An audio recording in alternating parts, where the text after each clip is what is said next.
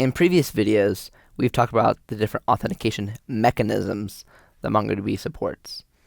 In this video, I'd like to discuss the different authentication methods that MongoDB supports. By authentication method, I mean the different ways we can actually authenticate directly with the database. MongoDB supports two different authentication methods. The first is via the command line. We can just pass in Kirby and password via the -u for user and -p for password options to the Mongo Shell command line tool. When we try to run this, it will fail to connect. This is because, by default, the Mongo Shell will automatically connect to the test database. If you remember correctly, we created our user on the admin database, so that means we're going to want to authenticate to that database, not the test database. If we want to successfully connect to MongoDB, we'll need to specify the admin database as the database that we want to connect to. By specifying admin after the Mongo Shell command, and then obviously still passing in Kirby and password as our username and password, we're specifying that we want to connect directly to the admin database instead of the default test database. This also means that we'll authenticate with the admin database. And when we run this, we are able to successfully connect to the database. We can verify that I'm authenticated by running show DBs. And as you can tell, we have successfully authenticated to the database.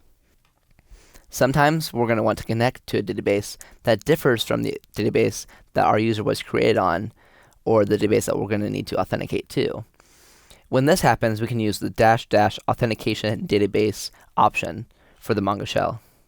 So in this case, since we haven't specified a database that we want to connect to, we'll connect to the default test database.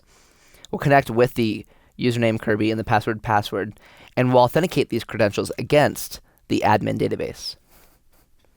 So as you can see, we have connected to the test database, but I've successfully authenticated because I can run show DBs.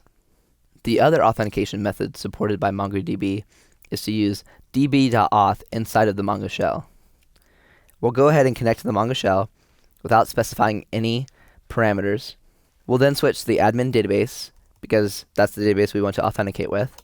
And then we'll run db.auth, passing in Kirby and password as parameters to the db.auth function. As you can see, we got a 1, so we know that I'm successfully authenticated. We can verify this again by running show DBs. It's important to understand that users are created relative to a database. If I'm authenticated as a user admin, like I am right now, I can switch to the test database and create a user with the username Will.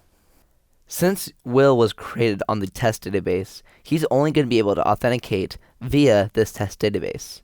Now, that's not to say that the user isn't authorized to have access to other databases on the server, but the user must authenticate against the database that they were created on. So if I try to run the Mongo Shell, passing in the admin database, passing in Will and password, then Will try to authenticate against the admin database, which we know will fail because Will was created on the test database.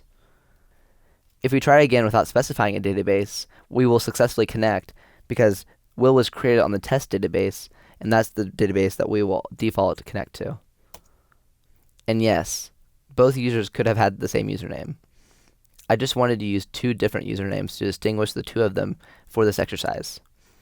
But as a DBA, your life will be much easier if you ensure that the same username isn't used across different databases.